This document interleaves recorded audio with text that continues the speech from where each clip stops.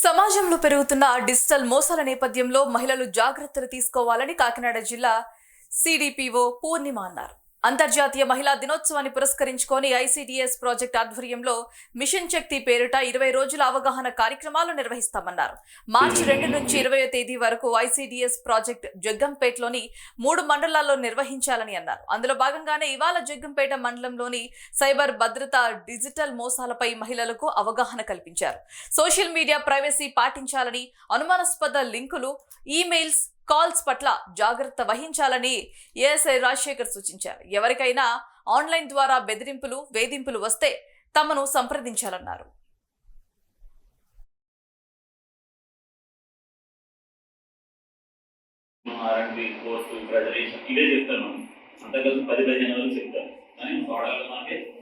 రాష్ట్రానికి సంబంధించి 75 వరకు 70 శాఖలు ఉంటాయండి. చాలా మంది తెలియదు. నేను కాకినాడ చేసినప్పుడు నాకు ఒక ఐడియా ఉంది. మీటింగ్ అటెండ్ చేసినప్పుడు ఆల్ డిపార్ట్మెంట్స్ మేము ఇన్వైట్ చేసుకోవడం 150 వరకు ఉంటాయి. అన్ని డిపార్ట్మెంట్లో కూడా ఐసీసీ అనే ఒక ఇంటర్నల్ కంప్లైంట్ కమిటీ ఉంటుంది. దాన్ని కూడా ఎక్స్ప్లెయిన్ చేస్తాను. ఫస్ట్ క్రైమ్ అగైన్స్ట్ ఉమెన్, ఆడవారికి సంబంధించిన చట్టాలంటే ఆడవారికి సంబంధించిన లైంగికంగా సెక్సువల్ హెరాస్మెంట్ వేరు, సెక్సువల్ అసాల్ట్ వేరు, సెక్సువల్ పెనిట్రేషన్, అగ్రవేటెడ్ పెనిట్రేషన్, ఇవి 4 ఆడవాళ్ళ నేరాలు.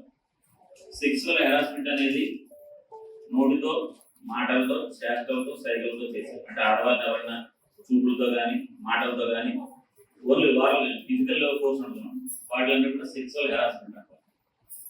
అట్లాగే ఈ సెక్సువల్ హెరాస్మెంట్ చేసిన దానికి 6 నెలల నుండి 3 సంవత్సరాల వరకు చేస్తున్నాం.